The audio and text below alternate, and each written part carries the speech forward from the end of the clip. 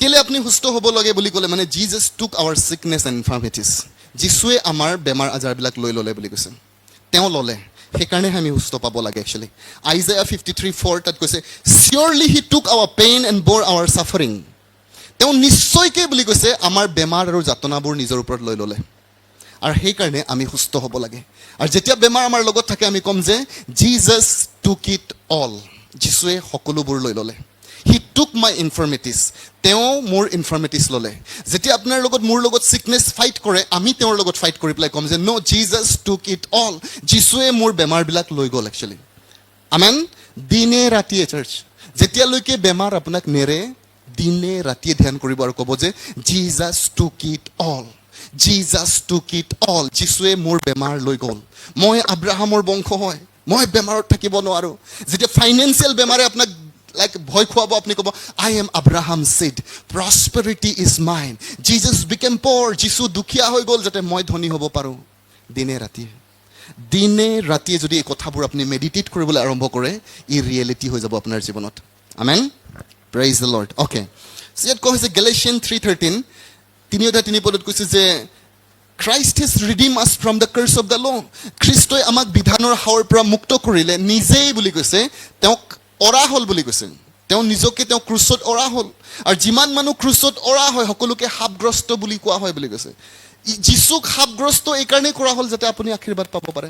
Jesus টুক it on himself বুলি কৈছে, যীশুৱে নিজেই তাৰ ওপৰত সকলো লৈ গ'ল।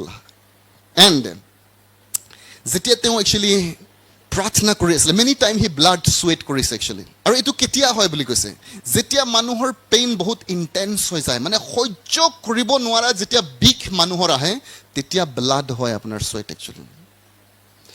কি কাৰণে ইমান পেইন বুলি কৈছে, যীশুৱে ল'ব লগা হ'ল যাতে আপুনি ল'বলগীয়া নহয়, মই যাতে ল'বলগীয়া নহয়।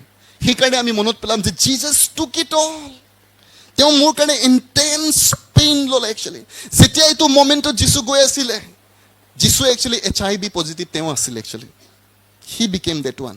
কেঞ্চাৰ ইজ 4 ষ্টেজ তেওঁ আছিলে একচুৱেলি, এভৰি ব্লাড ডিজিজ তেওঁ আছিলে সেইটো সময়ত। সেইটো পেইন, চব বেমাৰৰ পেইন তেওঁৰ ওচৰত আছিলে, সেইকাৰণে সি সহ্য কৰিব পৰা নাই একচুৱেলি। হি টুক ইট অল, চব বেমাৰ লৈছে। Amen, praise the lord. Whatever আমি পৃথিৱীত যিমান বেমাৰ ভাবিব পাৰোঁ, চব বেমাৰ যীশুৱে লৈছে একচুৱেলি। আৰু সেই দুখৰ মাজেৰে তেওঁ পাৰ হৈছে যাতে আমি তাৰ মাজেৰে যাব নালাগে। তেওঁ মাত্ৰ আমাৰ বেমাৰ ল'লে এনেকুৱা নহয়, হি ছাফাৰ্ড, তেওঁ ছাফাৰ কৰিলে যাতে আমি ছাফাৰ কৰিবলগীয়া নহয়। তেওঁ আমাৰ কষ্টবোৰ ল'লে যাতে আমি কষ্টবোৰ পাব নালাগে একচুৱেলি। ছাফাৰিং সদায় হাওৰ লগত কানেক্ট থাকে। ছাফাৰিং মানে জীৱনত কি ক'ম, ছাফাৰিং মানে কষ্ট পাই থকা একচুৱেলি। এই কষ্ট পাই থকাটো হাওৰ কানেকশ্যন হয়। আৰু সেই ছাফাৰিংটো যীশু খ্ৰীষ্টই লৈ ল'লে বুলি কৈছে। যেতিয়া ঈশ্বৰে একচুৱেলি মুচিক তেওঁৰ মানুহবিলাকৰ মাজত পঠিয়াইছিলে, আৰু তেতিয়া তেওঁ কৈছিলে I have seen the suffering and pain of my people বুলি কৈছে। মোৰ মানুহবিলাকৰ দুখ আৰু যাতনা মই দেখিছোঁ বুলি কৈছে। গ' এণ্ড ডেলিভাৰ দেম, যোৱা তুমি তেওঁলোকক ডেলিভাৰ কৰিবা। আৰু সেইকাৰণে যীশু খ্ৰীষ্ট যেতিয়া আপোনাৰ আৰু মোৰ ছাফাৰিং ল'লে, তেওঁ আমাক ডেলিভাৰেঞ্চ কৰিবলৈ ল'লে। আমেন। আৰু এই কথাটো যেতিয়া আপোনাৰ ৰেভেলেশ্যন হৈ পেলাই সোমাব, তেতিয়া আপুনি ছাফাৰিঙৰ লগত ফাইট কৰিব actually. I should not suffer, মই ছাফাৰিং কৰিব নালাগে একচুৱেলি, কাৰণ যীশুৱে মোৰ হৈ পেলাই সেই কষ্টটো অলৰেডি ল'লে। হোৱাই শুড আই, কিহৰ কাৰণে মই দুবাৰ আকৌ ছাফাৰিং কৰিম actually. We have to fight, church আমি ফাইট কৰিব লাগিব। আমেন। এই চিকনেছটোৰ লগত কিহৰ ফাইট, এইটো কাজিয়া কৰা নহয়, জাষ্ট আপোনাৰ মাইণ্ড ছেটিঙৰ ফাইট একচুৱেলি। আপোনাৰ যদি মাইণ্ড ছেটিং ৰাইট আছে, আপুনি জাষ্ট ৱৰ্ড ডিক্লেয়াৰ কৰক একচুৱেলি, ন জিজাছ টুক ইট অল। আমেন। আৰু সেই কথাবিলাকেই যদি আমি নাজানো, আমি ছাফাৰিং কৰিবলৈ আৰম্ভ কৰিম। Fight it with the revelation of the word of God, ঈশ্বৰ ৰেভেলেশ্যনাৰী। দেন জিজাছ এইটো গেৰেণ্টেড হয় বুলি কৈছে, হিলিং আমাৰ কাৰণে গেৰেণ্টেড হয়, কাৰণ ঈশ্বৰে যীশুৰ শৰীৰ বুলি কৈছে আমাৰ কাৰণে ভাঙি পেলালে বুলি কৈছে, মানে চিৰি পেলালে একচুৱেলি। তেওঁৰ শৰীৰ চিৰি দিয়া হ'ল একচুৱেলি, যাতে আমাৰ সুস্থতাৰ গেৰেণ্টি আহে। আমেন। আৰু সেইকাৰণে যেতিয়া আমি যীশুৰ নামত বুলি কওঁ, পিতৃ ঈশ্বৰে কয় yes it is years actually, এইটো তোমাৰ হয়, কাৰণ মই তেওঁৰ শৰীৰ তোমাৰ কাৰণে চিৰিছোঁ একচুৱেলি, যাতে তুমি সুস্থতা লাভ কৰিব পাৰা। অ'কে, আৰু এই কথাটো যেতিয়া চাৰ্চ আমি বুজি পাই যাম, আমাৰ জীৱনৰ এভৰিথিং উইল চেঞ্জ, চব চেঞ্জ হৈ যাব।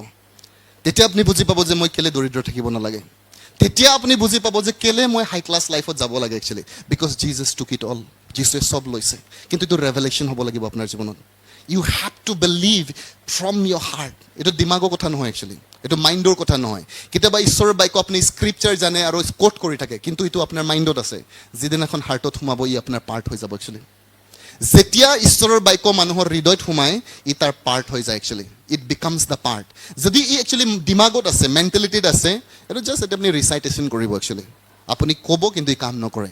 বাট যেতিয়া এইটো আপোনাৰ হৃদয়ত পাৰ্ট হৈ যাব, যেতিয়া আপুনি স্ক্ৰিপচাৰ ডিক্লেয়াৰ কৰিব, ইটছ লাইক এ ফায়াৰ। আপুনি নিজে জানে একচুৱেলি, যেতিয়া আপুনি এইবিলাক কথা কয় আপোনাৰ বডিয়ে ৰেছপণ্ড কৰিবলৈ আৰম্ভ কৰে। Amen. There is a fire inside of you. আপোনাৰ ভিতৰৰ পৰা এটা ফায়াৰ আহে। কেতিয়া হয় এইটো? যেতিয়া ৰেভেলেশ্যন হয় actually. Amen. Praise the lord. আপুনি এগ্ৰেশ্যনত আহি যাব। আপুনি ক'ব যে how can I B poor actually, মই কেনেকৈ দুখীয়া থাকিব পাৰোঁ?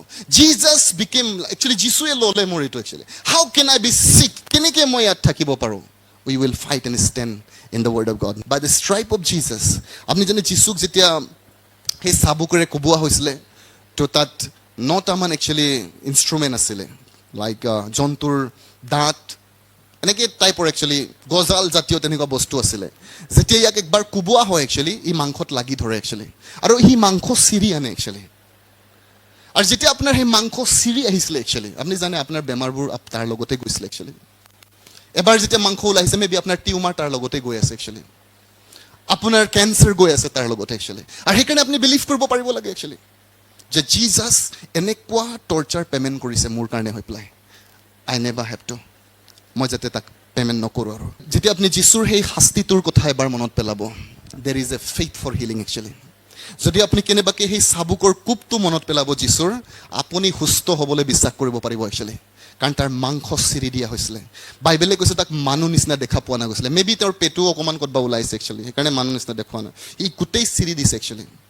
আৰু ইমান কষ্ট যীশুৱে মাত্ৰ আপোনাক আৰু মোক সুস্থ কৰিবলৈ কৰিছে একচুৱেলি, টু পাৰ্চেছ ইয়ৰ হিলিং। আমাৰ পাপৰ ক্ষমা, আমাৰ উন্নতি কিনিবৰ কাৰণে পে'মেণ্ট কৰিছে। আৰু যদি আমি তাক নলওঁ একচুৱেলি, এইটো আমাৰ ফুলিছনেছ হয় একচুৱেলি। ঈশ্বৰে আমাক যদি দৰিদ্ৰতাৰ পৰা ধনী হ'বলৈ এনেকুৱা পে'মেণ্ট কৰিছে, আৰু যদি আপুনি দৰিদ্ৰতাত থাকে, এইটো আমাৰ মূৰ্খতাৰ ডিচিশ্যন হ'ব actually. We are gonna believe God. আমি ঈশ্বৰক বিলিভ কৰিম যে Lord I am not gonna live like this, মই এনেকুৱা জীয়াই নাথাকিম। I am gonna believe in your promise, মই তোমাৰ প্ৰমিছত বিলিভ কৰিম actually. I am Abraham child. আৰু চাৰ্চ, দিনে ৰাতিয়ে যদি এইবিলাক স্ক্ৰিপচাৰ আপুনি মেডিটেট কৰে, আপুনি ফেইথৰ জায়েণ্ট হৈ যাব একচুৱেলি। আপুনি বিশ্বাসৰ ৰাজকুমাৰ বনিব একচুৱেলি। আপুনি জাষ্ট বিশ্বাস কৰিব পাৰিব। দিনে ৰাতি বাক্য শুনা মানুহ বেলেগ হৈ যায় একচুৱেলি। অ'কে, আমাৰ সেইকাৰণে মই আগতো কৈছোঁ, মৰমেৰে কৈছোঁ চাৰ্চ, ঈশ্বৰৰ বাক্যত সময় নিদিয়াটো আমাৰ মূৰ্খতাৰ ডিচিশ্যন হয়। ই আমাক ৰিয়েলি পংগু বনাই দিয়ে লাইফত। যেতিয়া আপুনি ঈশ্বৰৰ বাক্যক দিনে ৰাতিয়ে শুনিব, ধ্যান কৰিব, ইয়ৰ ফেইথ উইল ৰাইজ। আপোনাৰ বিশ্বাস উঠি আহিব একচুৱেলি। আপুনি জানে মোক ঈশ্বৰে আশীৰ্বাদ কৰিব পাৰে, কিন্তু আপুনি বিশ্বাস কৰিব নোৱাৰে। কেলে? দিনে ৰাতিয়ে ধ্যান নকৰে। দিনে ৰাতিয়ে যেতিয়া ধ্যান কৰিব, আপুনি এইটোৱে ক'ব পাৰিব, কেলেকে নহ'ব actually, god has said it. ঈশ্বৰে যদি কৈছে, ইট হেজ টু হেপেন, ই হ'ব লাগিব। যেতিয়ালৈকে ঈশ্বৰৰ প্ৰমিছ মেনিফেষ্ট হোৱা নেদেখে, দিন ৰাত লাগি থাকক। মানুহে পাগল বুলি কওক না, আপত্তি নাই একচুৱেলি। কৈ থাকিব মই আব্ৰাহামৰ বংশ হয়, মই মুঠতে ধনী হয় একচুৱেলি, চব ভাল ব্লেছিং মোৰ। চ' কোনোবাই ক'ব সেইটো আব্ৰাহামৰ বংশ, পাগলটো আহি আছে। এদিন দেখিব তেওঁলোকে। আপুনি ক'বলৈ লাজ কৰিব নালাগে একচুৱেলি। প্লিজ, মই আপোনাক এটা কথাই কৈছোঁ, লাজ নকৰিব ক'বৰ কাৰণে, ঈশ্বৰৰ বাক্য ভাবিবৰ কাৰণে। আৰু ক'বলৈ যদি আপুনি সাহস কৰে, সেইকাৰণে স্মিথ উইগলছৱৰ্থে কৈছে ডিয়াৰ টু স্পীক বুলি কৈছে, কথা ক'বলৈ সাহস কৰিবা বুলি কৈছে। হোৱাট গড ছেইড, ঈশ্বৰে যি কৈছে ক'বলৈ সাহস কৰিবা। আৰু যদি তুমি সাহস কৰা, তুমি ৰিজাল্ট দেখিবা। আমেন। আমি জানিব নালাগে কেনেকুৱা হ'ব লাগে, বাট গড ছেইড ইট, ঈশ্বৰে কৈছে একচুৱেলি। আপুনি জানে যীচুক যেতিয়া কাঁইটৰ কিৰীটি পিন্ধোৱা হৈছিলে, যেতিয়া তেওঁৰ এইটো কাঁইট তেওঁৰ মূৰত সোমাই গৈছে একচুৱেলি, তাৰ ব্লাড গৈ পেলাই মাটিত পৰিছে একচুৱেলি। কি হৈছিলে আপুনি জানে এইটো প্ৰফেটিকেলি? যেতিয়া আদাম একচুৱেলি ঈশ্বৰৰ পৰা ভুল কৰিলে, আৰু আদামক ঈশ্বৰে ক'লে, আদাম যিহেতু তুমি এই ভুলটো কৰিলা, সেইকাৰণে মই মাটি খাও দিছোঁ বুলি কৈছে। অ'কে, আৰু আজিৰ পৰা তুমি বহুত কষ্ট কৰি পেলাই খাবা একচুৱেলি। আপুনি জানে আমাৰ জীৱনত কষ্টৰ এটা কাৰণ হৈছে আমাৰ গ্ৰাউণ্ড হাও প্ৰাপ্ত হৈ আছে একচুৱেলি। আমাৰ মাটি যি কামেই নকৰে আপুনি, যদি সি কেনেবাকৈ হাওৰ লগত কানেক্টেড আছে, আপোনাৰ মাটিৰ ক'ৰ ঘাম আপুনি পেলালেও বুলি কৈছে, কষ্ট কৰি পেলাই আপুনি খাব একচুৱেলি। সেইটো হাও আদামক দিছিলে ঈশ্বৰে। কিন্তু যিদিনাখন যীশুখ্ৰীষ্টৰ মূৰত এই কাঁইটৰ কিৰীটি পিন্ধোৱা হ'ল, তেওঁৰ তেজ যিদিনাখন মাটিত পৰিলে, সেই সাপগ্ৰস্ত মাটি আশীৰ্বাদলৈ ৰূপান্তৰিত হ'ল actually. You have to understand this.